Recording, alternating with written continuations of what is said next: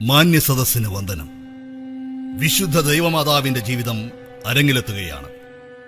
ദൈവപുത്രന്റെ ജീവിതചക്രത്തിൽ പ്രഥമ സ്ഥാനമാകുന്ന വിശുദ്ധ കന്യകമറിയാം അമ്മ. ഈ അമ്മയുടെ ജീവിതചിത്രം അധികമാരും അറിഞ്ഞിരിക്കാനിടയില്ല. അത്തരം ഒരു അന്വേഷണത്തിൽ കണ്ടെത്തിയ അറിവുകളുടെ ഒരു ലഘു ചിത്രീകരണമാണ് ഈ അവതരണം. പ്രാധാന്യമറിയിക്കുന്ന ഒരുപാട് കാര്യങ്ങൾ ഉൾപ്പെടുത്താനാവാത്തത് സമയപരിമിതിയാണെന്ന് വിനയപൂർവ്വം അറിയിക്കട്ടെ.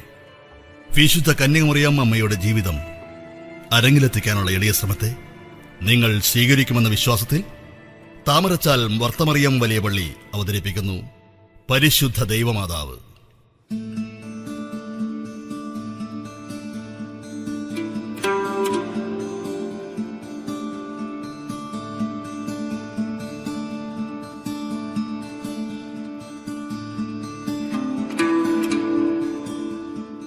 ഹന്ന, ഹന്ന, ഇവളിതെവിടെയാണ്? ഞാൻ ഇവിടെ ഉണ്ടേ. ആ കുന്തിരിക്കത്തിന്റെ കിഴി ഇതിലേക്ക് വച്ചില്ലല്ലോ.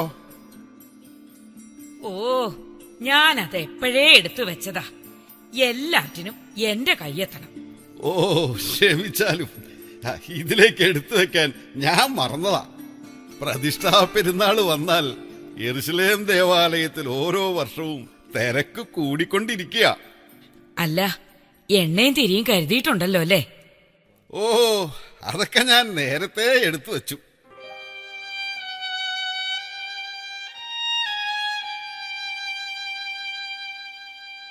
നമ്മുടെ വിവാഹം കഴിഞ്ഞിട്ട് 20 വർഷം പിന്നിട്ടിരിക്കുന്നു. ഇതുവരെ ഒരു കുഞ്ഞിക്കാല് കാണാനുള്ള ഭാഗ്യം നമുക്കുണ്ടായില്ല.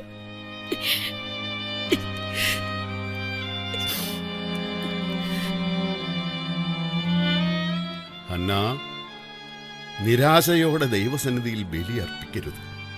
പ്രത്യാശ വേണം. ദൈവം നമ്മുടെ പ്രാർത്ഥന കേൾക്കാതിരിക്കില്ല.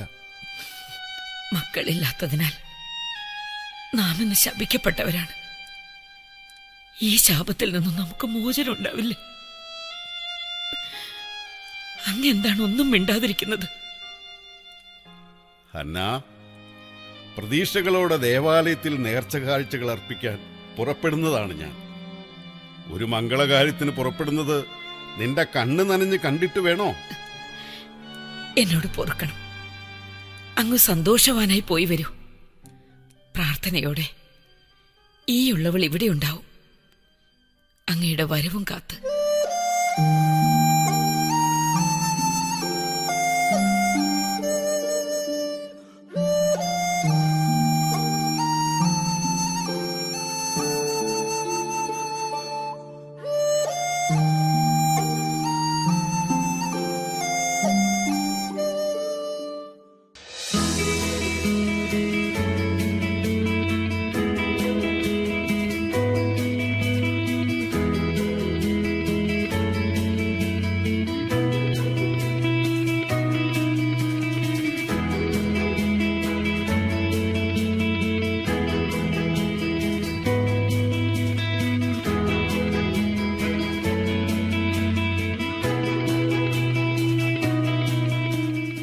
ഇത്തവണ പ്രതിഷ്ഠാ പെരുന്നാളിന് പതിവിലേറെ ജനങ്ങൾ എത്തിച്ചേരുന്നുണ്ട്, അല്ലേ റൂബേൽ?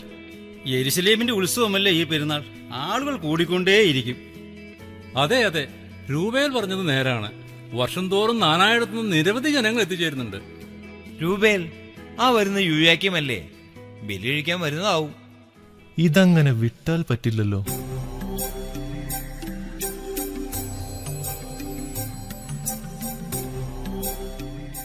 ഇതാര്, യൂയാക്കീമോ? എന്താണ് ഈ വഴിയൊക്കെ?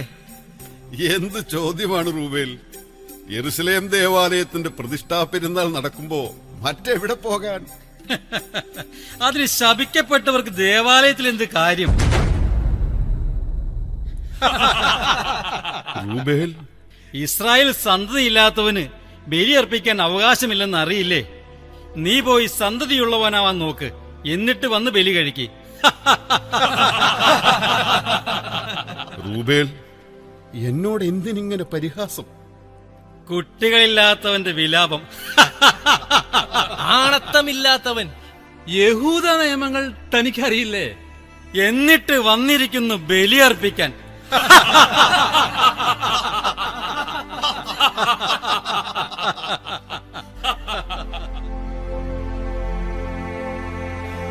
യഹോവേ, യഹോവേ, യഹോവേ.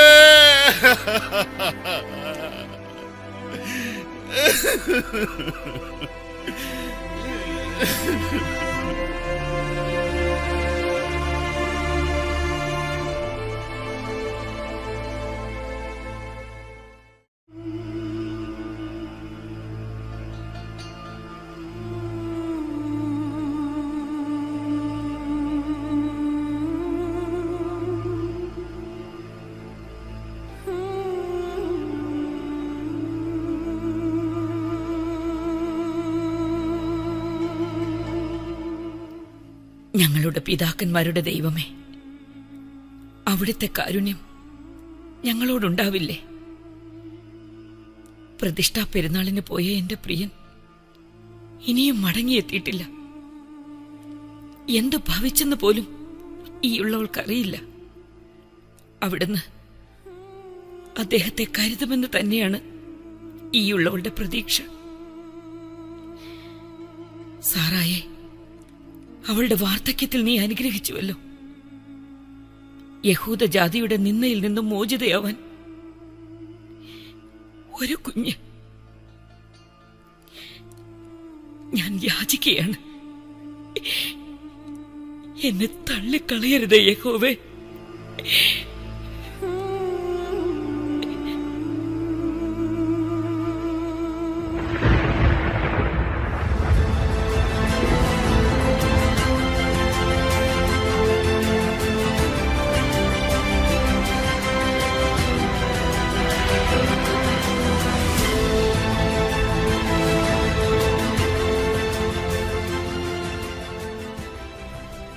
ഹന്ന, ശാന്തമാകൂ. നിന്റെ പ്രാർത്ഥന ദൈവസന്നിധിയിലെത്തിയിരിക്കുന്നു. നിനക്കൊരു സന്തതി ജനിക്കും. ആ കുട്ടി ലോകമൊക്കെയും അറിയപ്പെടുകയും ഓർമ്മിക്കപ്പെടുകയും ചെയ്യും.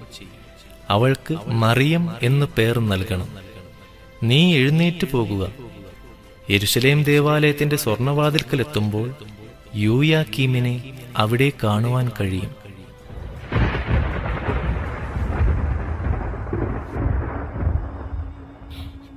ദൈവമേ, നീ എന്റെ പ്രാർത്ഥന കേട്ടു. നന്ദി പറയാൻ എനിക്ക് വാക്കുകളില്ല. യഹോവേ, നന്ദി ദൈവമേ. അങ്ങയുടെ മുമ്പിൽ ഈ ഉള്ളവൾ മുട്ടുകുത്തുകയാണ്. അനുഗ്രഹിച്ചാലും തമ്പുരാനെ, അനുഗ്രഹിച്ചാലും.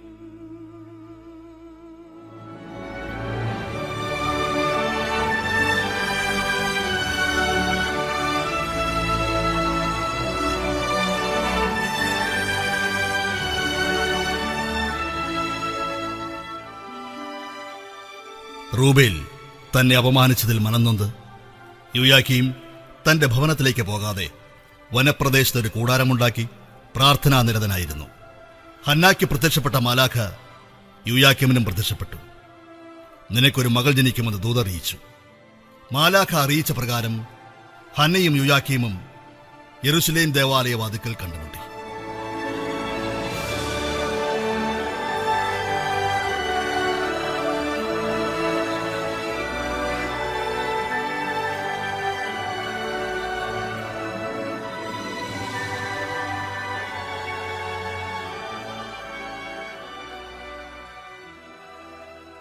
ഹന്ന, എന്റെ പ്രിയനെ, ദൈവം നമ്മെ അനുഗ്രഹിച്ചിരിക്കുന്നു. എന്റെ പ്രിയപ്പെട്ടവളെ, നീ ഒരമ്മയാകാൻ പോകുന്നു. അങ്ങൊരു പിതാവും. അടങ്ങാത്ത ആനന്ദത്തിന്റെ ഈ നിമിഷത്തിൽ ഞാൻ എന്താണ് നൽകേണ്ടത്? ഒന്നും വേണ്ട. യഹോവയ്ക്ക് നന്ദി പറയുക. അതാണ് നാം ചെയ്യേണ്ടത്. അതെ, നമുക്ക് നമ്മുടെ ഭവനത്തിലേക്ക് മടങ്ങാം. അവിടെ എത്തി പുരോഹിതന്മാരെയും ശാസ്ത്രിമാരെയും മൂപ്പന്മാരെയും വിളിച്ചു വരുത്തി വിരുന്ന് നൽകി ഈ സന്തോഷ വാർത്ത അറിയിക്കണം. ദൈവസന്നിധിയിൽ നേർച്ച കാഴ്ചകൾ അർപ്പിക്കണം. സമൂഹമധ്യേ നമ്മെ അധിക്ഷേപിച്ച റൂബേൽ, നിന്നോട് പ്രതികാരം ചെയ്യാൻ ഞാൻ ആളല്ല. പക്ഷേ യഹോവയായ ദൈവം നിനക്ക് മറുപടി തരുന്നു. ഇതാ, ഞങ്ങൾ ജനിക്കാനിരിക്കുന്ന മറിയാമിന്റെ മാതാപിതാക്കൾ ഹന്നയും യൂയാക്കീമും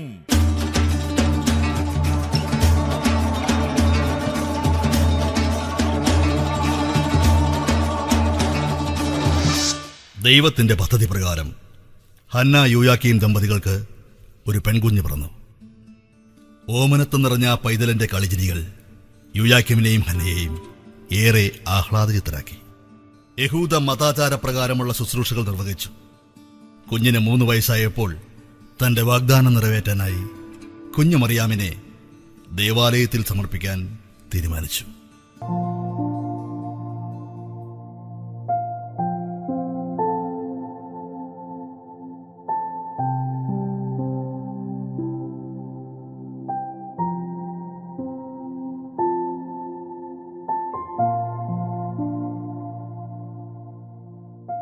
ഹായ്, എന്ത് രസമുള്ള കുപ്പായ അമ്മ എനിക്ക് തുന്നിരിക്കണേ. മോൾക്കിത് ഒരുപാട് ഇഷ്ടായോ? ഒത്തിരി ഇഷ്ടായി. ഞാനിതൊന്ന് ഇട്ടോട്ടെ? അയ്യോ, അത് ദേവാലയത്തിൽ പോകുമ്പോ ഇടാനുള്ളതല്ലേ. ഇപ്പൊ ഇതിട്ടാൽ അഴുക്കാകില്ലേ? ഹായ്, എപ്പോഴാ നമ്മള് പോണത്? ദേവാലയത്തിൽ പോകാൻ എനിക്ക് കൊതിയാകാം. ഹായ്, അപ്പ വന്നു. അപ്പാ, അപ്പയുടെ മറിയം, ഇന്ന് മോള് വലിയ സന്തോഷത്തിലാണല്ലോ. അമ്മ എനിക്ക് നല്ലൊരു ഉടുപ്പ് തോന്നിയിട്ടുണ്ടല്ലോ. ഓ, കാണട്ടെ. അതിപ്പോ ഇടണ്ടാന്ന അമ്മ പറഞ്ഞത്. അത് മോക്കേ ദേവാലയത്തിൽ പോകുമ്പോ ഇടാനുള്ള ഉടുപ്പാ അല്ലേ അമ്മേ? അതെ. ദേ, ഇത് മോൾക്കപ്പ വാങ്ങിയതാ. ഇഷ്ടായോ? ഹായ്, നല്ല തൊപ്പി അല്ലേ അമ്മേ? അതെ.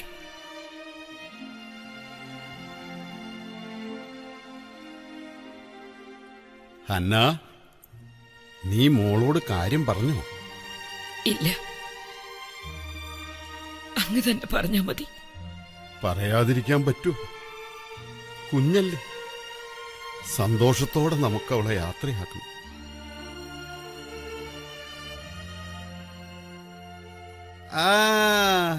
ഈ തൊപ്പിയും പുതിയ ഉടുപ്പും ഒക്കെ ധരിച്ച് നമുക്ക് ദേവാലയത്തിൽ പോണം. മോളെ ദേവാലയത്തിൽ നിർത്തിയിട്ട് അപ്പയും അമ്മയും തിരിച്ചു പോരും. മോക്ക് വിഷമാവോ? എന്തിനാ വിഷമിക്കണത്? മോള് ദൈവത്തിന്റെ അടുത്താണോ താമസിക്കണേ? അതെ. അപ്പൊ സന്തോഷിക്കല്ലേ വേണ്ടത്? മിടുക്കി. പിന്നെ കുറെ നാള് കഴിഞ്ഞ് വീട്ടിലേക്ക് വരാൻ പറ്റൂ. ഇടയ്ക്ക് അപ്പയും അമ്മയും മോളെ കാണാൻ വരാൻ കേട്ടോ. അവിടെ മോക്ക് ഒരുപാട് കൂട്ടുകാരുണ്ടാവും. നിങ്ങളെല്ലാവരും ചേർന്ന് ദേവാലയ കാര്യങ്ങളിൽ പുരോഹിതന്മാർ പറയുന്നതനുസരിച്ച് ദൈവത്തിന് വേല ചെയ്യണം. ഹായ്, എന്ത് രസായിരിക്കും അല്ലേ അമ്മേ? അതെ, അതെ മോളെ. അമ്മേ, അമ്മയുടെ കണ്ണെന്താ നിറഞ്ഞിരിക്കണത്? കരയാണോ? അന്നാ, ഏയ്, സന്തോഷം കൊണ്ട് കണ്ണു നിറഞ്ഞതാ മോളെ. ഞങ്ങളുടെ പൊന്നുമോളുടെ സന്തോഷത്തിന് ഈ അമ്മയ്ക്ക് സന്തോഷായി, സന്തോഷായി.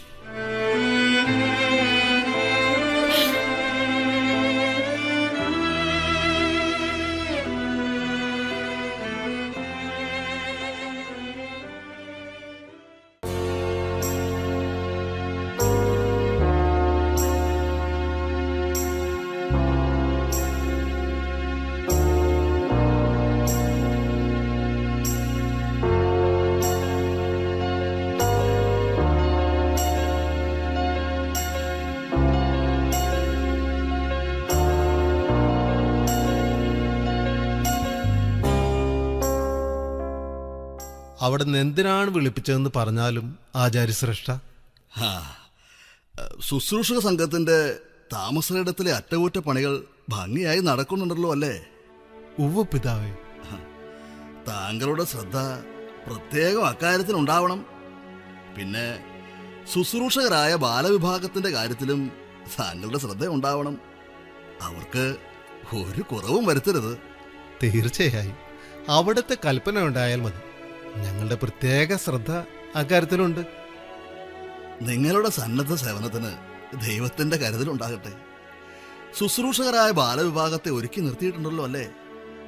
ഇന്ന് ദേവാലയത്തിൽ സമർപ്പിക്കാനെത്തുന്ന യൂയാക്കിമിന്റെയും ഹന്നയുടെയും മകൾ ഒരുപാട് സവിശേഷതകളുള്ള കുട്ടിയാണ്. സ്വീകരണത്തിന് മാറ്റുകൂട്ടാൻ ശുശ്രൂഷക വൃന്ദമെല്ലാം അവിടെ ഉണ്ടാകണം. പിതാവേ, ആ 15 പടവുകളും ചവിട്ടിക്കയറി ഒരു കുഞ്ഞ് ഓടി വരുന്നുണ്ട്. ആ, ആ, ആ, എങ്കിൽ അത് അവള് തന്നെ. സ്വീകരണ ശുശ്രൂഷകൾക്കുള്ള ഒരുക്കങ്ങൾ വേഗത്തിലാവട്ടെ. ആവാം പിതാവേ.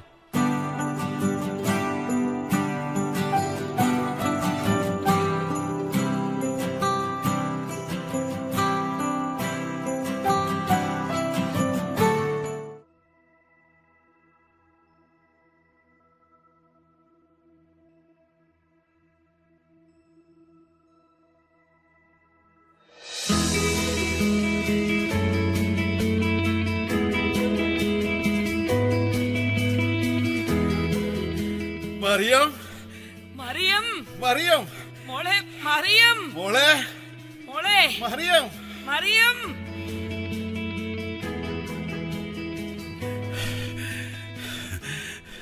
നീ ഞങ്ങളെ വിഷമിപ്പിച്ചല്ലോ മോളെ.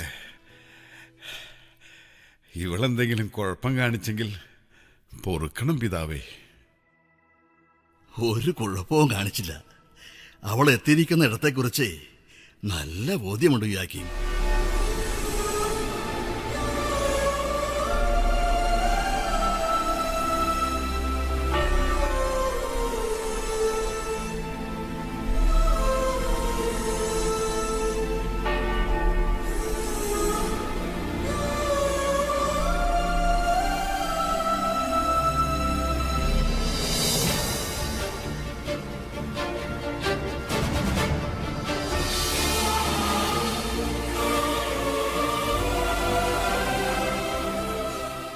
കർത്താവ് എന്നെ കാണുകയും യഹൂദജനങ്ങളുടെ ഇടയിൽ എനിക്കുണ്ടായ അപമാനത്തെ നീക്കി നീതിയുടെ ഫലം തന്നതിനാൽ ഞാൻ അവിടുത്തേക്ക് 1000 സ്തോത്രം ചെയ്യുകയാണ്. ഞാൻ എൻ്റെ വാക്കുപോലെ ഞങ്ങളുടെ മകളെ ദൈവകരങ്ങളിൽ ഏൽപ്പിക്കുകയാണ്. സ്വീകരിച്ചാലും പിതാവേ. ഞങ്ങളുടെ പിതാക്കന്മാരുടെ ദൈവമായ കർത്താവേ, ഈ കുട്ടിയെ അനുഗ്രഹിക്കണമേ. സകല ജാതികളിലും തലമുറകളിലും മഹത്വമുള്ള നാമം ഇവൾക്ക് കൊടുക്കണമേ. ഉന്നതങ്ങളിൽ വസിക്കുന്ന ദൈവമേ, ഈ കുട്ടിക്ക് നീങ്ങിപ്പോകാത്തതും അഴിവില്ലാത്തതുമായ വാഴ്വുകൾ കൊടുത്ത് സഹായിക്കണമേ.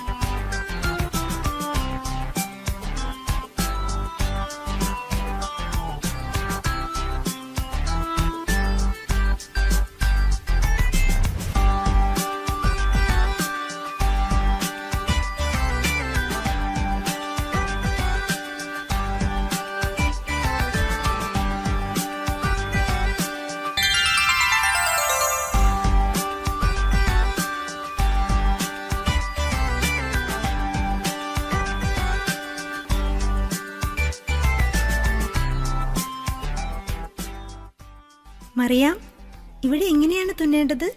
ഇങ്ങതാ, ദാ ഇങ്ങനെ ഇങ്ങനെ ചെയ്താ മതി. നീ ഇതൊക്കെ എത്ര പെട്ടെന്നാണ് പഠിച്ചെടുത്തത്? ഏയ്, എല്ലാം ദൈവത്തിന്റെ കാരുണ്യം. പിതാവിന്റെ മേൽക്കുപ്പായത്തിന്റെ ചിത്രത്തുന്നൽ എത്ര ഭംഗിയായിട്ടാ മറിയം തുന്നിയത്. പിതാവ് അതെല്ലാരോടും പറയും. ദേവാലയത്തിൽ വരുന്നവരെല്ലാം പിതാവിന്റെ മേൽക്കുപ്പായത്തിന്റെ ഭംഗി കണ്ട് ചോദിക്കും ഇതാരാ തുന്നിയതെന്ന്. പിന്നെ പറയാതിരിക്കാൻ പറ്റുമോ?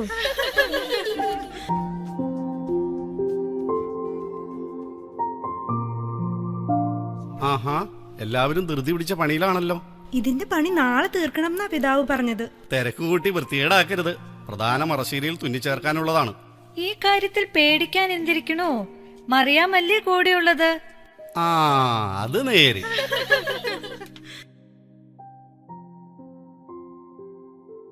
ആ കുട്ടി ഏതാ? അറിയില്ലേ, നമ്മുടെ യുയാക്കിന്റെ മകൾ മറിയം. ഓ, കേട്ടിട്ടുണ്ട്. നേരി കാണുന്നു ഇപ്പോഴാ. മിടുക്കിയാണല്ലോ. അതെ, എന്ത് കാര്യത്തിലും അവൾ മുൻപന്തിയിലാ. തുന്നൽപ്പണിയിൽ പ്രത്യേകിച്ച്. ശുശ്രൂഷ വസ്ത്രങ്ങൾ മോടി പിടിപ്പിക്കുന്നതിൽ പ്രത്യേക വൈഭവമുണ്ട്. എന്ത് ജോലിയും ഏറ്റെടുത്ത് ചെയ്യാൻ ഒരു മടിയുമില്ല. ഇവിടെ എല്ലാവർക്കും വലിയ കാര്യാ. പാവം, അപ്പനും അമ്മയും മരിച്ചുപോയി. 13 വയസ്സ് കഴിഞ്ഞാൽ പെൺകുട്ടികളിവിടെ താമസിപ്പിക്കുക വയ്യ. കൂട്ടുകാരികളെല്ലാം വരും ദിവസങ്ങളിൽ ഇവിടെ നിന്ന് പോകും. ഇവളുടെ കാര്യത്തിൽ ഒരു തീരുമാനമായിട്ടില്ല. വരൂ, നമുക്ക് അങ്ങോട്ട് നടക്കാം. പിതാവ് തോട്ടത്തിലുണ്ടാവും. മറിയം, ഇനി നമുക്ക് അല്പം വിശ്രമിച്ചാലോ? അത് നേരാ. എന്തായാലും ഈ രാത്രി കൊണ്ട് നമുക്ക് ഇതിന്റെ പണി പൂർത്തിയാക്കാം. ആ, നിങ്ങൾ പോയി വിശ്രമിച്ചു വന്നോളൂ. ഞാൻ ഇവിടെ ഉണ്ടാവും. എനിക്കത്ര ക്ഷീണം തോന്നുന്നില്ല. ഒരു പണിക്കിരുന്ന പിന്നെ മറിയാമിന് ഭക്ഷണവും വേണ്ട, വിശ്രമവും വേണ്ട.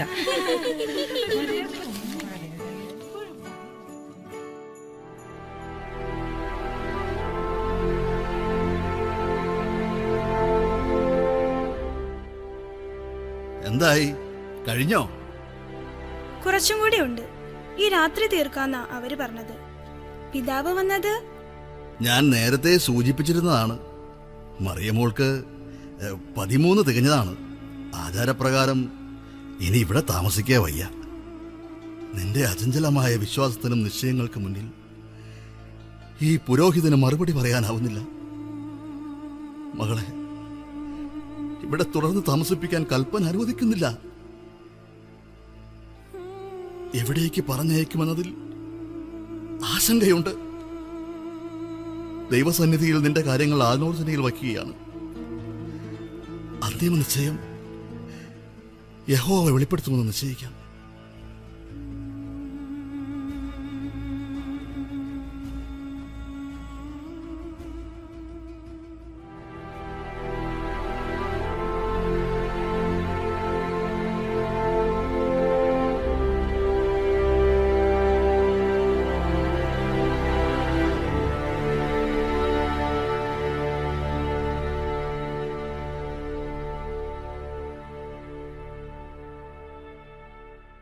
മറിയാമിന്റെ കാര്യത്തിൽ ദേവാലയ നടത്തിപ്പുകാർ കൂടിയാലോചന നടത്തി. ഒടുവിൽ അന്തിമ തീരുമാനത്തിന് പ്രധാന പുരോഹിതനായ സഖറിയാവിനെ ചുമതലപ്പെടുത്തി. മാനസിക സമ്മർദ്ദത്തിലും മനോവധിയിലും സഖറിയാവ് ദൈവസന്നിധിയിൽ മുട്ടിപ്പായി പ്രാർത്ഥിച്ചു. ന്യായപ്രമാണ പുസ്തകമെടുത്ത് വായിക്കാമെന്ന് ഉൾപ്രേരണ ലഭിച്ചതിന് പ്രകാരം യെശയ്യാവിന്റെ പുസ്തകത്തിലെ വചനാധിഷ്ഠിതമായ ചില തീരുമാനങ്ങളിൽ എത്തിച്ചേർന്നു.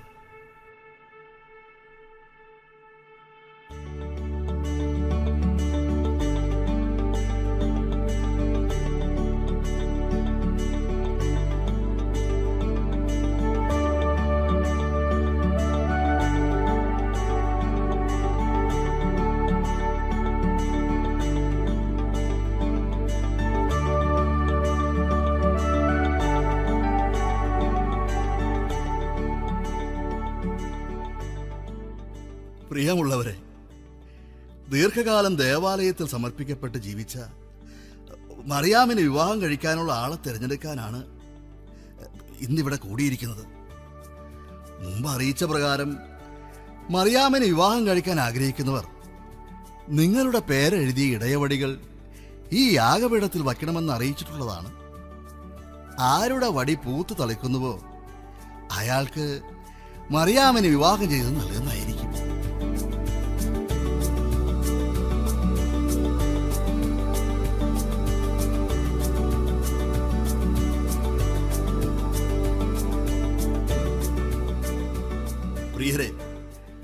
ഇതുവരെ നിങ്ങൾ വച്ച ഇടയവടികളൊന്നും പൂത്തു തളർത്തില്ല.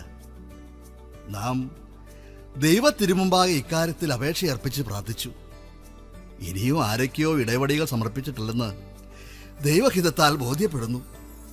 ആയതിനാൽ ഇനിയും മാറി നിൽക്കാതെ ഇടയവടി സമർപ്പിക്കണമെന്ന് അറിയിക്കുകയാണ്.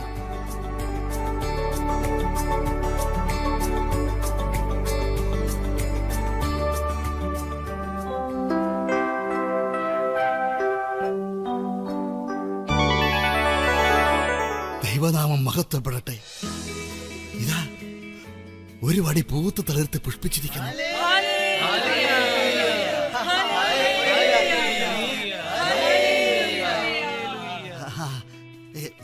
ഇതിൽ എഴുതിയിരിക്കുന്ന പേര് ജോസഫ്. അതെ, ജോസഫ്. ജോസഫ് മുന്നോട്ട് കടന്നു വന്നാൽ നന്നായിരുന്നു.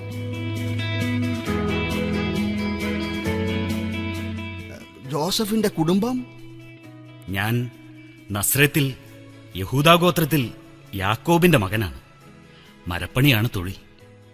ജോസഫ് എന്തുകൊണ്ട് നിങ്ങളുടെ ഇടയവടി മുമ്പേ സമർപ്പിച്ചില്ല?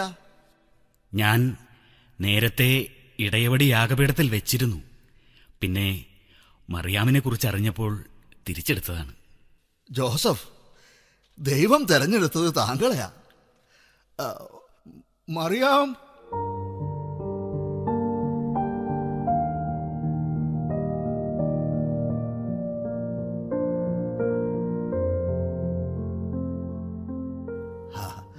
അതുകൊണ്ട് ഈ കന്യകയെ ഞാൻ താങ്കളെ ഏൽപ്പിക്കുകയാണ്. ഇവളെ സംരക്ഷിച്ചോളണം. പിതാവേ, ഞാൻ ഈ കന്യകയേക്കാൾ പ്രായം കൂടിയ മക്കളുള്ളവനുമാണ്. കൂടാരപ്പണികൾക്കായി മാസങ്ങളോളം വീട് വിട്ടു നിൽക്കേണ്ടുന്ന സാഹചര്യവുമുണ്ട്. ഈ കന്യകയ്ക്ക് എന്തെങ്കിലും അനിഷ്ട സംഗതികൾ സംഭവിച്ചാൽ ഈ ജനങ്ങൾ തന്നെ എനിക്കെതിരായി സാക്ഷി പറയും. അത് യഹൂദ ജനതയ്ക്ക് അപമാനവും എനിക്ക് ശിക്ഷയും ഉണ്ടാക്കും. സൗമ്യതയും ശാന്തതയും നിറഞ്ഞ് ദൈവസന്നിധിയിൽ ജീവിച്ച ഈ സാധു കന്യകയെ അനുയോജ്യനായ മറ്റൊരു യുവാവിനെ ഏൽപ്പിച്ചു കൊടുക്കണമെന്നതാണ് എളിയവനായ എൻ്റെ അഭിപ്രായം. ജോസഫേ, നിന്റെ എളിമയെയും തിരിച്ചറിവിനെയും നാം മാനിക്കുന്നു. എന്നാൽ ഇതെന്റെ തീരുമാനമല്ല, യഹോവയായ ദൈവത്തിന്റെ പദ്ധതിയാണ്. ഒരനർത്ഥവും നിനക്ക് വരികയില്ല. ദൈവം നിങ്ങളോട് കൂടെ ഉണ്ടാവുമെന്ന് നിങ്ങൾക്ക് ഞാൻ ഉറപ്പു തരുന്നു. ദൈവനിശ്ചയം അങ്ങനെയെങ്കിൽ അവിടുത്തെ നിർദ്ദേശങ്ങൾ ഈ ദാസൻ ശിരസാ വഹിക്കുന്നു.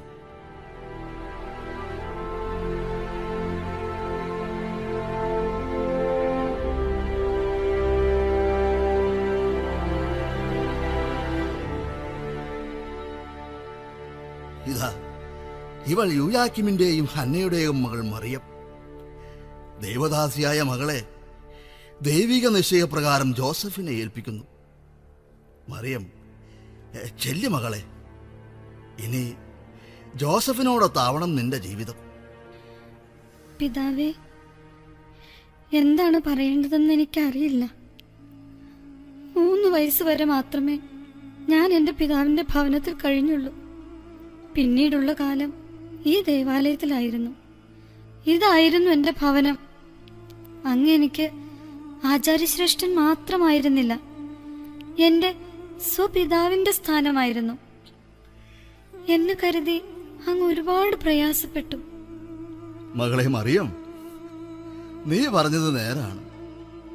നീ ഇവിടം വിട്ടു പോകുന്നത് ഞങ്ങൾ എല്ലാവർക്കും ഒരുപാട് സങ്കടമുള്ള കാര്യമാണ്. പക്ഷേ ദൈവഹിതം നിറവേറണം. ജോസഫ് നിന്നെ സുരക്ഷിതമായി സൂക്ഷിച്ചുകൊള്ളൂ. പോയി വരും മകളെ.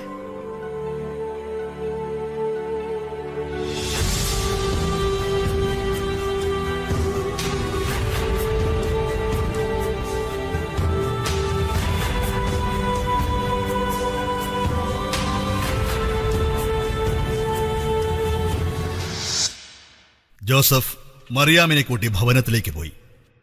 സഖറിയ പുരോഹിതൻ ജോസഫിന്റെയും മറിയാമിന്റെയും വിവാഹ നിശ്ചയം വാക്കാൽ പറഞ്ഞതല്ലാതെ യഹൂദ രീതി അനുസരിച്ചുള്ള കർമ്മങ്ങളോ വിവാഹ ചടങ്ങുകളോ നടന്നതായി ചരിത്രരേഖയിൽ ഇതുവരെ കണ്ടെടുക്കപ്പെട്ടിട്ടില്ല.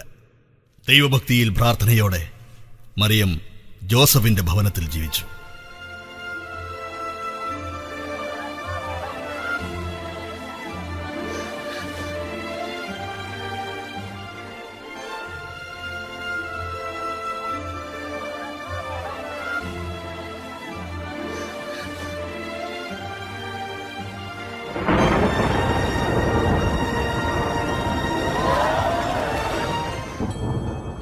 കൃപ നിറഞ്ഞവളെ നിനക്ക് സമാധാനം.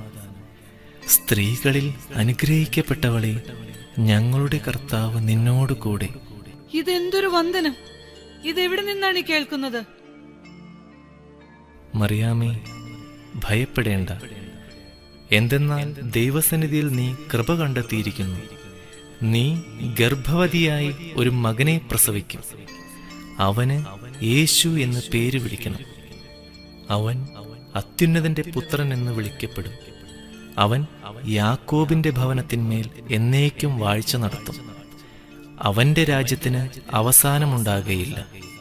ഞാൻ പുരുഷനെ അറിഞ്ഞിട്ടില്ലാത്തതിനാൽ ഇതെങ്ങനെ സംഭവിക്കും? പരിശുദ്ധാത്മാവ് വരും. മഹോന്നതന്റെ ശക്തി നിന്റെ മേൽ ആവസിക്കും. നിന്നിൽ നിന്ന് ജനിക്കുന്നവൻ പരിശുദ്ധനാകുന്നു. ദൈവത്തിന്റെ പുത്രൻ എന്ന് അവൻ വിളിക്കപ്പെടും. കണ്ടാലും നിന്റെ ചാർച്ചക്കാരിയായ ഏലിശുബ അവളുടെ വാർദ്ധക്യത്തിൽ ഒരു പുത്രനെ ഗർഭം ധരിച്ചിരിക്കുന്നു. ദൈവത്തിന് ഒന്നും അസാധ്യമല്ലല്ലോ. ഇതാ, ഞാൻ കർത്താവിന്റെ ദാസി. നിന്റെ വചനം പോലെ എനിക്ക് ഭവിക്കട്ടെ.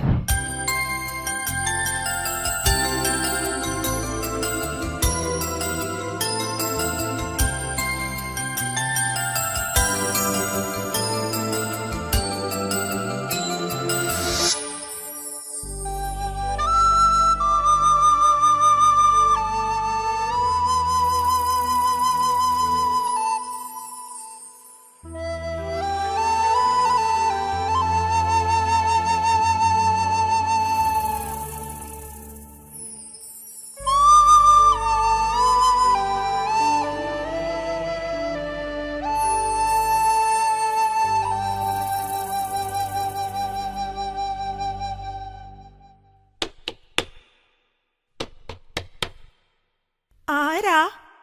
ഞാനാ, മറിയാം. കടന്നു വരൂ മകളെ. വന്ദനം ഏലിശുബാമ്മ. ദൈവനാമം മഹത്വപ്പെടട്ടെ. എന്റെ മകളെ,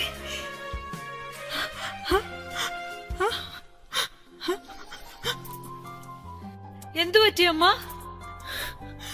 കുഞ്ഞ് ഉദരത്തിൽ തുള്ളിച്ചാടുന്നത് പോലെ.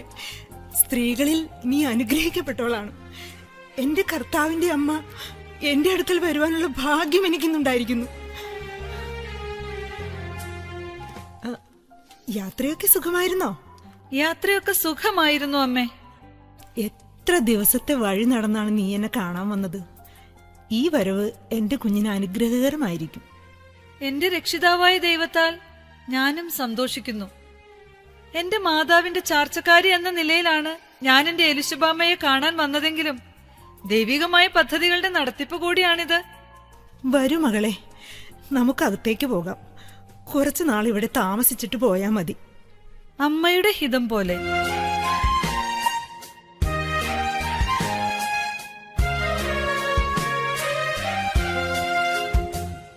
ഗർഭവതിയായ മറിയാമിന് ജോസഫ് ആദ്യം സംശയിച്ചു. എന്നാൽ ഉറക്കത്തിൽ ദൈവം ജോസഫിന് ദർശനം നൽകി. മറിയാമിൽ ഉൽപ്പിതമായിരിക്കുന്ന ശിശു പരിശുദ്ധാത്മാവിനാലാണെന്നും കന്യക ഒരു മകനെ പ്രസവിക്കും, അവൻ ഇമ്മാനുവൽ എന്ന് പേര് നൽകണമെന്നും ദൈവദൂതൻ അറിയിച്ചു. ജോസഫിന്റെ ആശങ്കകൾ നീങ്ങി. അദ്ദേഹം ദൈവകൽപ്പനകൾ ശിരസാവഹിച്ചു. അഗസ്തോസ് കൈസറുടെ ഭരണകാലത്ത് റോമാ സാമ്രാജ്യത്തിലെ ജനസംഖ്യ എടുക്കാൻ അവരവരുടെ വംശത്തിലും ഗോത്രത്തിലും എത്തിച്ചേരണമെന്ന് കൽപ്പനയുണ്ടായി.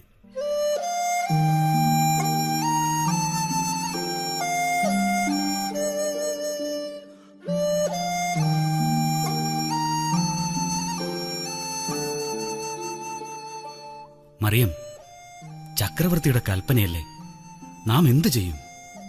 പൂർണ്ണ ഗർഭിണിയായ നീ എങ്ങനെ ബെത്ലഹേം വരെ യാത്ര ചെയ്യും? എനിക്ക് നല്ല പേടിയുണ്ട്. പക്ഷെ പോകാതെ പറ്റില്ലല്ലോ. ഒരു കാര്യം ചെയ്യാം, സാവധാനം നടന്നു പോകാം. ഏറെ ദൂരമുണ്ടല്ലോ.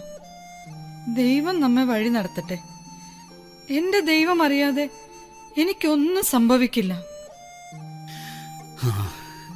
എന്നാ നാളെ അതിരാവിലെ തന്നെ പുറപ്പെടാം. അത്യാവശ്യം വേണ്ട സാധനങ്ങൾ ഇന്ന് തന്നെ എടുത്തു വയ്ക്കാം, അല്ലേ? ശരി പിതാവേ.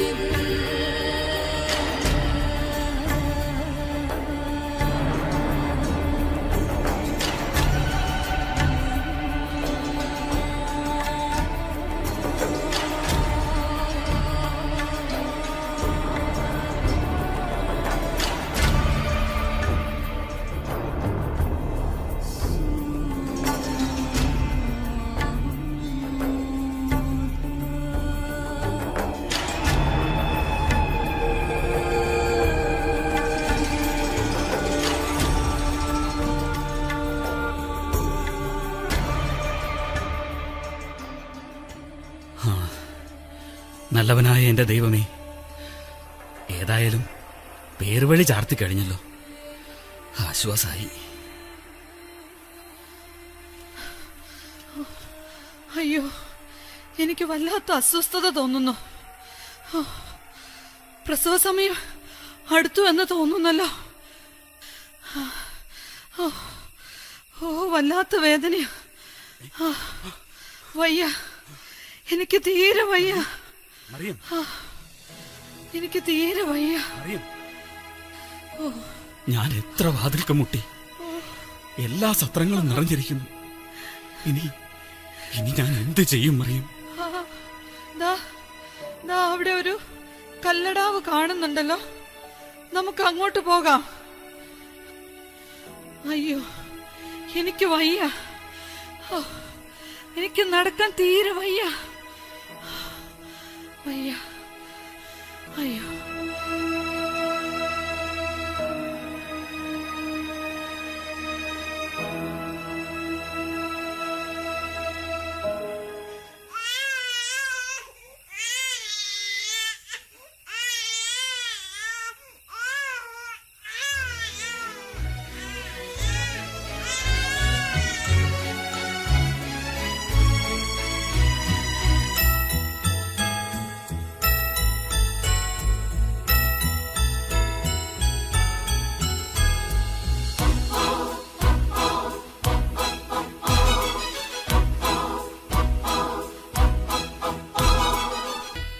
ആ രാത്രി ലോകരക്ഷിതാവായ യേശുവിനെ മറിയം പ്രസവിച്ചു. മാലാഖമാർ സ്തുതിഗീതം മുഴക്കി. ഇടയർ ഓടി നടന്ന് രക്ഷകന്റെ ജനനമറിയിച്ചു. ഒരു രാജാവ് ജനിച്ചിരിക്കുന്നു എന്ന വാർത്ത ഹെരോദാവിന്റെ ചെവിയിലുമെത്തി. അധികാരകേന്ദ്രം രക്ഷകനായ ക്രിസ്തുവിന്റെ ജനനത്തിൽ അസ്വസ്ഥമായി. യേശുവിനെ കണ്ടെത്താനാവാതെ 2 വയസ്സിൽ താഴെയുള്ള മുഴുവൻ കുഞ്ഞുങ്ങളെയും കൊന്നെടുക്കാൻ ഹെരോദാവ് കൽപ്പന പുറപ്പെടുവിച്ചു.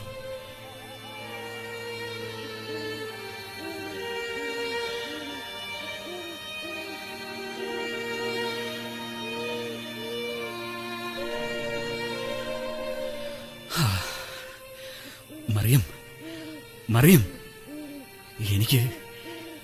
എനിക്ക് ഉറങ്ങാൻ കഴിയുന്നില്ല. നാം ഇനി എന്ത് ചെയ്യും?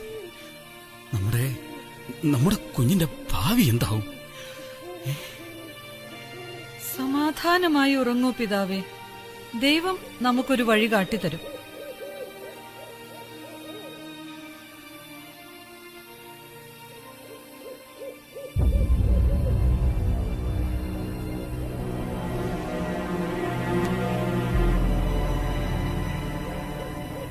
വേഗം എഴുന്നേൽക്കുക.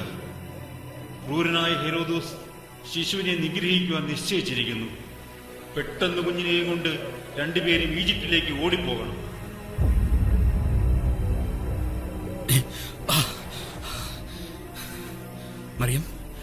മറിയം, എഴുന്നേൽക്ക്. നമുക്ക് ഇപ്പോ തന്നെ പുറപ്പെടണം. ഈ രാത്രിയിൽ തന്നെ പുറപ്പെടണമോ? വേണം. നമുക്ക് ഇപ്പോ തന്നെ പുറപ്പെടണം. വടക്കോട്ട് പോവാതെ തെക്ക് ഹെബ്രോൻ വനാന്തരത്തിലൂടെ പോവാം.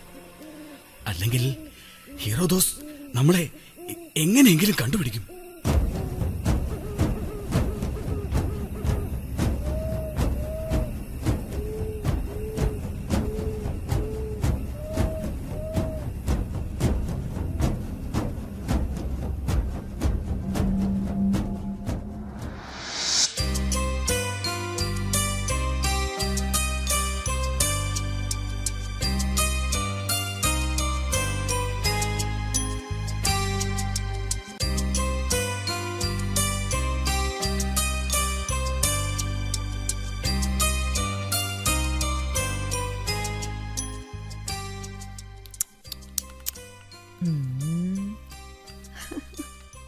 നല്ല ചിരിയാണല്ലോ നിന്റെ. നന്നായിട്ടുണ്ട്. എന്നെ വേണ്ടേ മോനെ, എന്നെ വേണ്ടത്? പിതാവേ, നമ്മുടെ കുഞ്ഞിന്റെ ചേലാകർമ്മം കഴിഞ്ഞു. മാലാഖയാൽ വിളിക്കപ്പെട്ടതുപോലെ യേശു എന്ന പേരും ഇട്ടിരിക്കുന്നു. ഇനി അവന്റെ ദേവാലയ പ്രവേശനം ഒട്ടും വൈകിക്കണ്ട കേട്ടോ. ഓ, ഞാനതങ്ങ് മറന്നു. കുഞ്ഞിനെ ആദ്യമായി ദേവാലയത്തിൽ കൊണ്ടുപോകുമ്പോൾ ബലിയർപ്പിക്കാനായി 2 പ്രാവും കുഞ്ഞുങ്ങളെയും വാങ്ങാം. അടുത്ത കർത്തൃദിവസത്തിൽ തന്നെ നമുക്ക് പോകാം. നമുക്ക് ദേവാലയത്തിൽ പോകാം, ദൈവത്തിനെ കാണാം. മോന്റെ കൂടെ ദേവാലയത്തിൽ വരാൻ എല്ലാവരും ഉണ്ടാവും കേട്ടോ.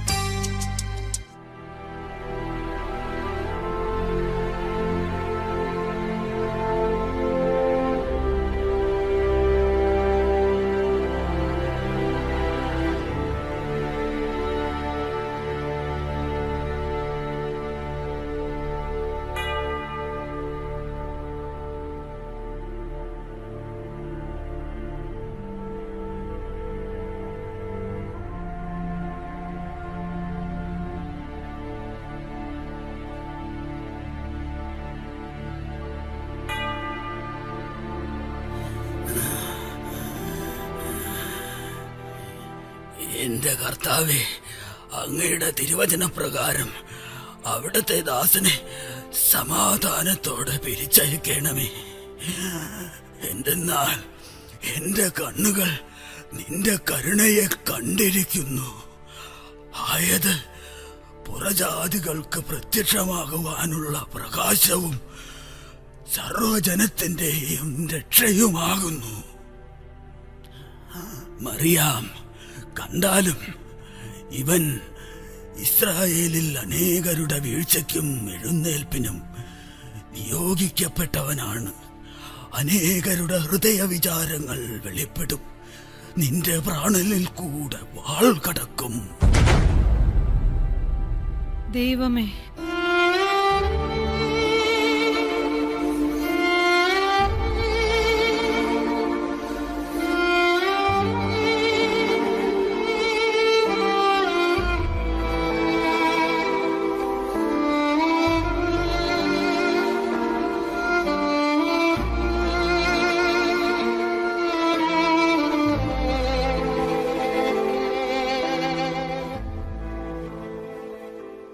ദൈവപുത്രനെ കാണാതെ മരിക്കുകയില്ലെന്ന ശിമയോന്റെ നിയോഗം ഇവിടെ നിവൃത്തിയായി. കാലം കഴിഞ്ഞു. യേശുവിന് 12 വയസ്സ് തികഞ്ഞിരിക്കുന്നു.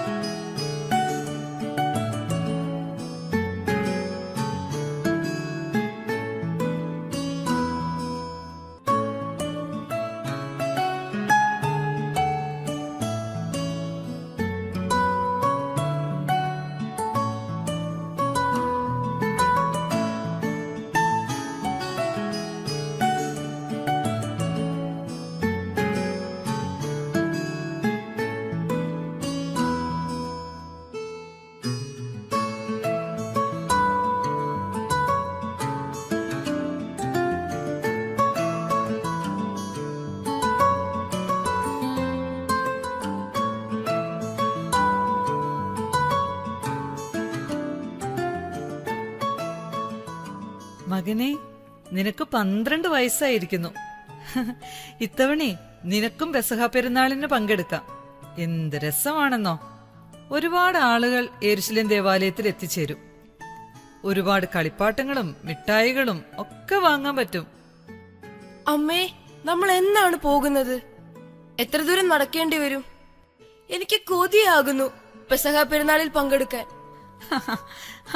നമുക്ക് പോകാം മകനെ. നിന്റെ പിതാവിനോട് പറഞ്ഞ് ഒരുക്കങ്ങളെല്ലാം പൂർത്തിയാക്കണം. ഹായ്, എന്ത് രസമായിരിക്കും ആ യാത്ര, അല്ലേ അമ്മേ?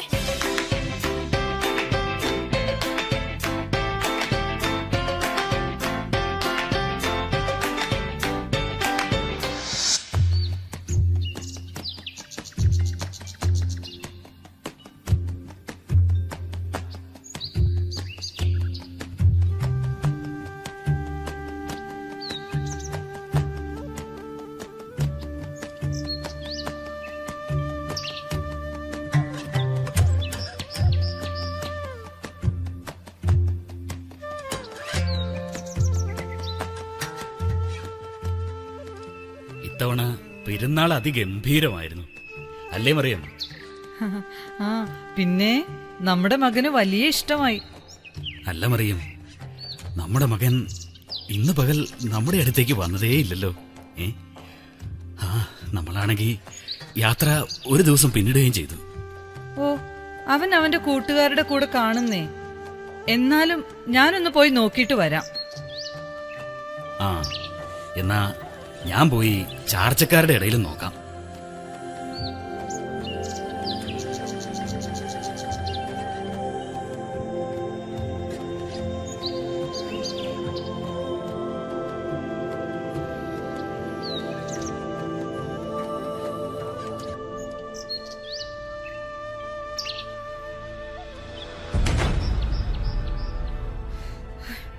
അയ്യോ, നമ്മുടെ മകനെ കാണുന്നില്ലല്ലോ. ചാർച്ചക്കാരുടെ കൂട്ടത്തിലും അവനെ കണ്ടില്ലല്ലോ. അയ്യോ, ഞാൻ എല്ലായിടത്തും തിരിഞ്ഞു, നമ്മുടെ മകനെ കാണാനില്ല. മറിയം, കരയാതെ മറിയം. അവന്റെ കൂട്ടുകാരുടെ ഇടയിലൊക്കെ തിരിഞ്ഞു, നമ്മുടെ മകൻ എവിടെയാ പോയത്? നമുക്ക് തിരികെ ദേവാലയത്തിലേക്കൊന്ന് പോയി നോക്കാം.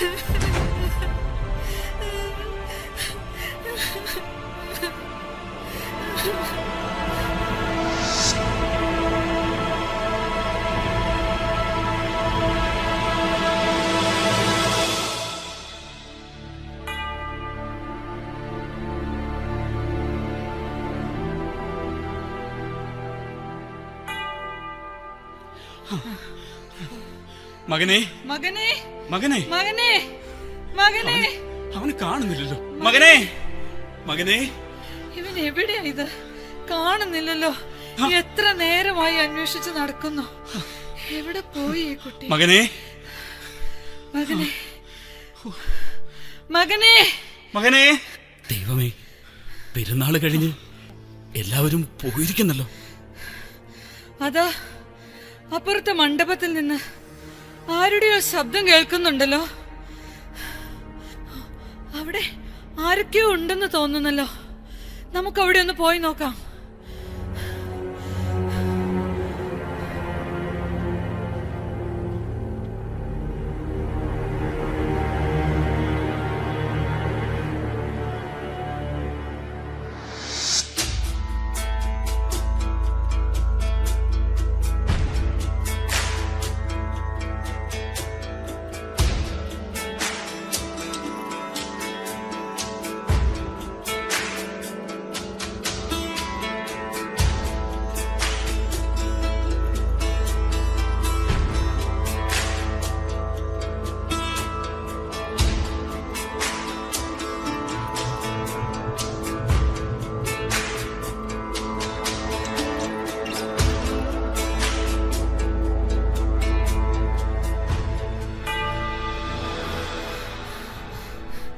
എന്റെ മകനെ, നീ ഞങ്ങളോട് ഇങ്ങനെ ചെയ്തത് എന്താ? നിന്റെ അപ്പനും ഞാനും എന്തുമാത്രം വിഷമിച്ച് നിന്നെ അന്വേഷിച്ച് നടക്കുകയായിരുന്നെന്നറിയാമോ?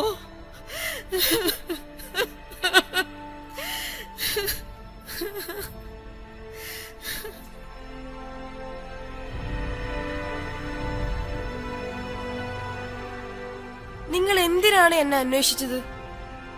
എന്റെ പിതാവിന്റെ ഭവനത്തിൽ ഞാൻ ആയിരിക്കേണ്ടതാകുന്നു എന്ന് നിങ്ങൾ അറിയുന്നില്ലയോ?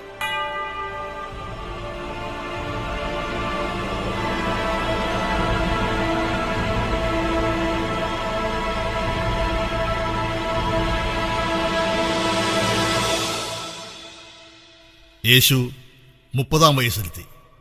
സ്കറിയ പുരോഹിതന്റെയും എലീശുവായുടെയും മകനായ യോഹന്നാൻ ജോർദാൻ നദിയിൽ വച്ച് യേശുവിന് സ്നാനം നൽകി. തുടർന്ന് യേശു പരസ്യ ശുശ്രൂഷകൾക്ക് തുടക്കം കുറിച്ചു. കാനാവിലെ കല്യാണമാണ് അതിൽ ആദ്യത്തേതെന്ന് വിശുദ്ധ ഗ്രന്ഥം സാക്ഷ്യപ്പെടുത്തുന്നു.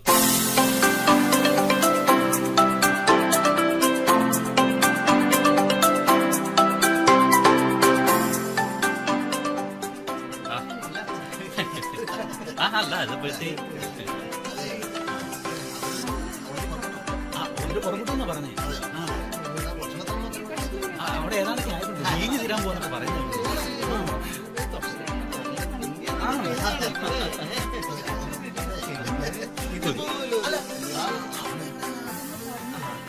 അതെ, അടുത്ത വന്തിക്കുള്ളവർക്കൊക്കെ ഇരിക്കാട്ടോ.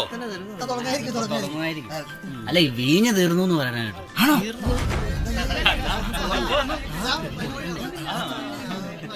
കല്യാണമായിട്ട് ഭക്ഷണത്തിന്റെ അങ്ങോട്ട് പോയായിരുന്നു.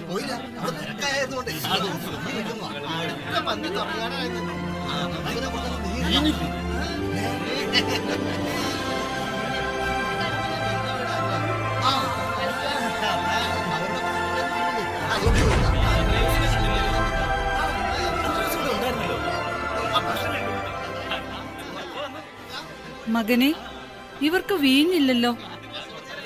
വീട്ടുകാര് വല്ലാതെ വിഷമിക്കുന്നുണ്ട്. സ്ത്രീയെ, എനിക്കും അവിടത്തേക്കും എന്ത്? എന്റെ സമയം ഇതുവരെ വന്നിട്ടില്ല.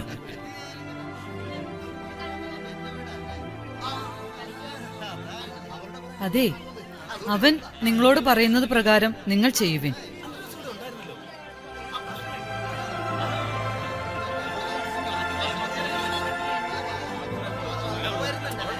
ഭരണികളിൽ വെള്ളം നിറപ്പിൻ.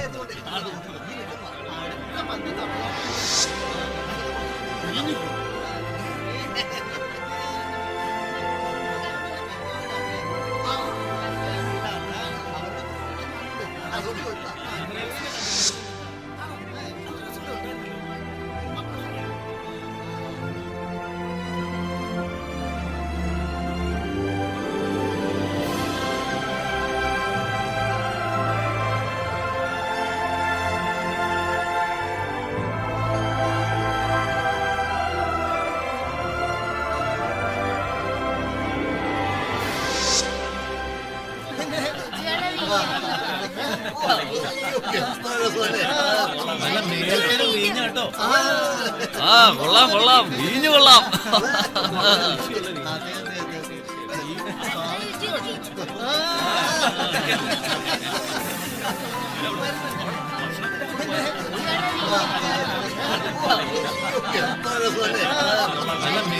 വീഞ്ഞാട്ടോ.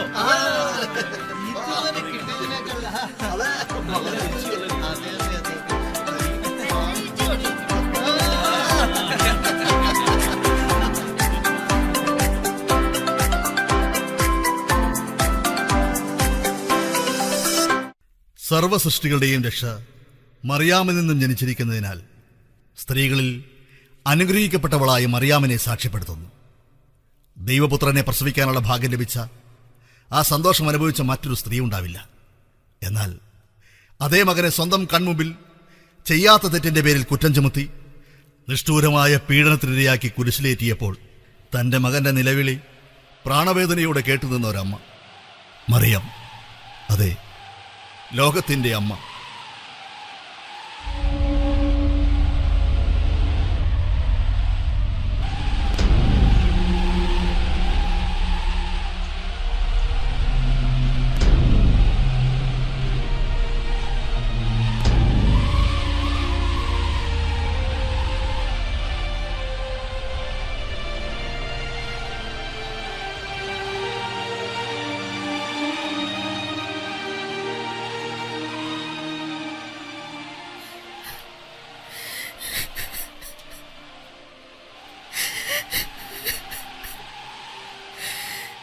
എന്റെ മകനെ,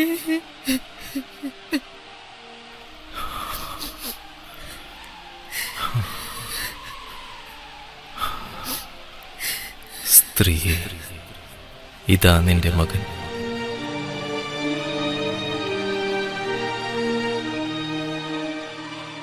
ഇതാ നിന്റെ അമ്മ.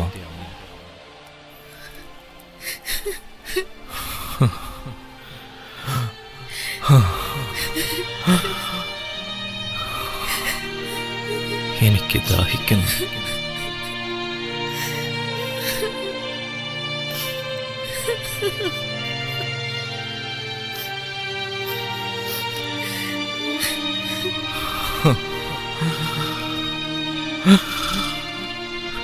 ഇതാ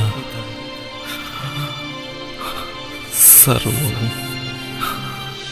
നിവൃത്തിയായി.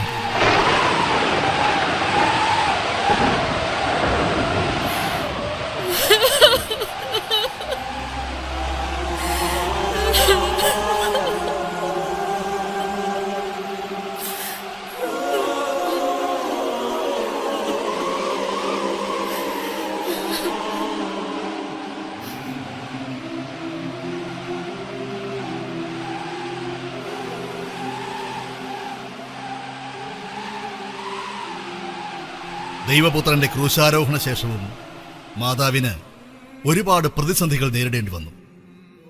നിരവധി യഹൂദന്മാർ മാതാവിനെ വന്ന് കാണുകയും ദൈവപുത്രന്റെ മാതാവ് എന്ന് വിശ്വസിച്ചവർക്ക് അത്ഭുതകരമായ രോഗസൗഖ്യവും അനുഗ്രഹവും ലഭിച്ചു. ഇത് യഹൂദ പുരോഹിതന്മാർക്കും നേതാക്കൾക്കും കൂടുതൽ അസ്വസ്ഥതയുണ്ടാക്കി. മാതാവിനെ വകവരുത്തുവാൻ അവർ പല വഴി ആലോചിച്ചു. നാൾതോറും മാതാവിനെയും ക്രിസ്തുവിനെയും വിശ്വസിക്കുന്നവരുടെ എണ്ണം കൂടി വന്നു. ദേവാലയത്തിൽ വരുന്നവർ മാതാവിന്റെ ഭവനം കൂടി സന്ദർശിക്കുന്ന അവസ്ഥ വന്നതോടെ പൗരോഹിത്യത്തിന്റെ അടിത്തറകൾ ഇളകിയാടി. മറിയാം രോഗാവസ്ഥയിലായപ്പോൾ യെരുശലേമിൽ നിന്ന് 3 കന്യകമാരും ചേർന്ന് ബേത്ലഹേമിലേക്ക് പോയി. യോഹന്നാനും മറ്റു സ്ലീഹന്മാരും ചേർന്ന് മാതാവിന് രക്ഷാവലയമൊരുക്കി. കലുഷിതരായ യഹൂദജനത്തിൽ നിന്ന് രക്ഷ നേടാൻ പലയിടത്തേക്കും പലായനം ചെയ്യേണ്ടി വന്നു. മാതാവിന്റെ ഭവനത്തിന് തീയിടാൻ ശ്രമിച്ച പല യഹൂദരും തീയിൽ വെന്തുമരിച്ചു. യേശുവിനെ ഒറ്റിയ യൂദായെപ്പോലെ മാതാവിനെ വകവരുത്തുവാൻ വന്ന വാടക കൊലയാളി യുപ്പാനിയ മാനസാന്തരപ്പെട്ട രോഗശാന്തി നൽകുന്ന ശുശ്രൂഷകനായി മാറി. അതും മാതാവിന്റെ ജീവചരിത്രത്തിലെ ശ്രദ്ധേയമായ സാക്ഷ്യങ്ങളായി. തന്റെ മരണസമയം തിരിച്ചറിഞ്ഞ മാതാവ് പ്രാർത്ഥനയോടെ ആ നിമിഷത്തിനായി കാത്തുകിടന്നു. യേശുവിന്റെ അരിമശിഷ്യന്മാർ അമ്മയ്ക്ക് കാവലായി നിന്നു.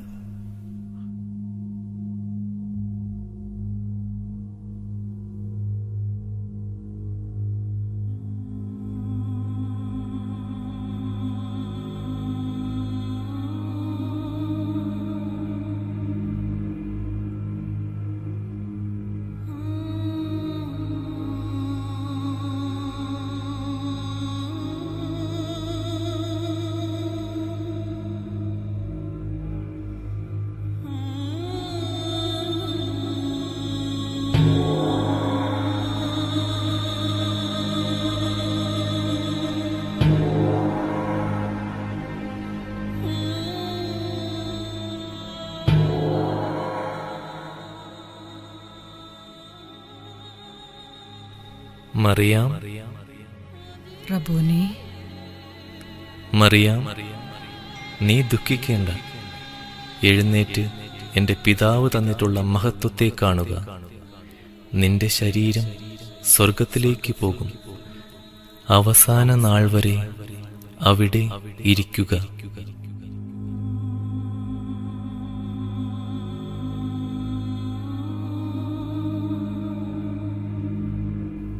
ദൈവപുത്രനായ എൻ്റെ മകനെ, നിന്റെ നാമമെടുത്ത് എന്നെ വിളിച്ചപേക്ഷിക്കുന്നവരായ ജനക്കൂട്ടത്തെയും അവരുടെ അപേക്ഷകളെയും നീ നിരസിച്ചു കളയരുതേ.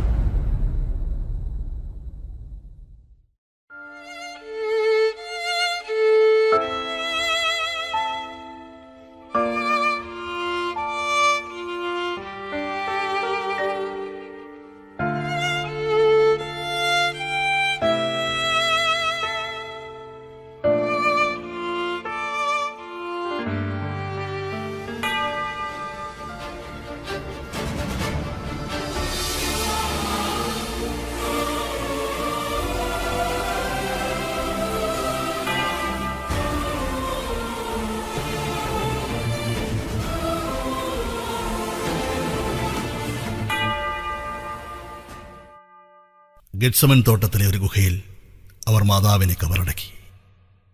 മാതാവിന്റെ ശിഷ്യഗണങ്ങൾ 3 ദിവസം പ്രാർത്ഥനയോടെ കാവലിരുന്നു. തോമാസ് ലീഹ ഈ സമയം അവിടെ ഉണ്ടായിരുന്നില്ല. സുവിശേഷ വേലകൾക്കായി ഇന്ത്യയിലായിരുന്നെന്ന് ചരിത്രകാരന്മാർ പറയുന്നു.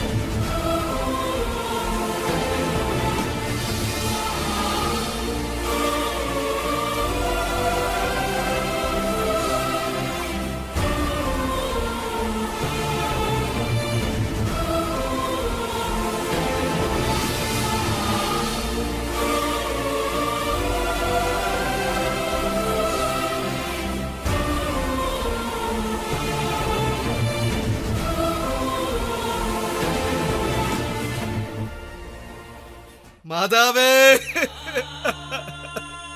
എന്റെ മാതാവേ.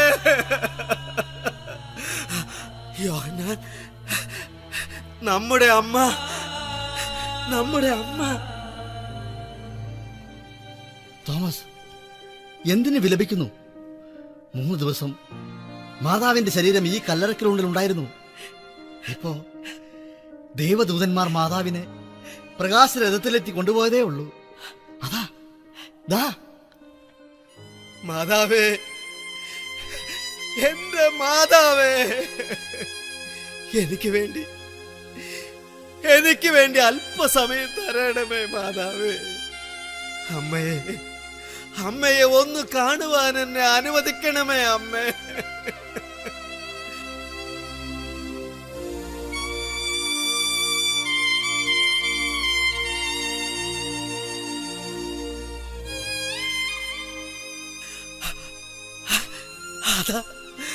അതാ അമ്മ, ഞങ്ങളുടെ രക്ഷിതാവിന്റെ അമ്മ, ഞങ്ങളുടെ അമ്മ.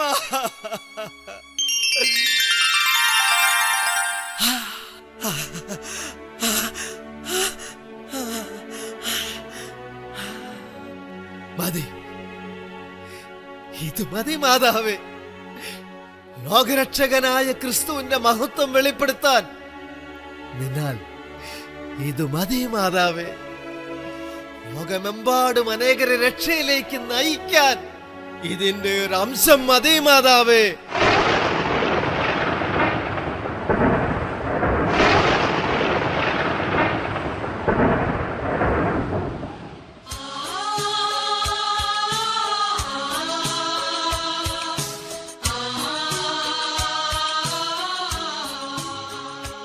വിശുദ്ധ കന്യകമറിയം അമ്മ, ദൈവമാതാവാകാൻ ഭാഗ്യം സിദ്ധിച്ചവൾ, ത്യാഗപൂർണമായ ജീവിതത്തിലൂടെ ദൈവപുത്രൻ അവതാരമെടുക്കാൻ തിരഞ്ഞെടുക്കപ്പെട്ട ഈ സ്ത്രീരത്നത്തെ ലോകമെമ്പാടും അമ്മയെന്ന് വാഴ്ത്തും.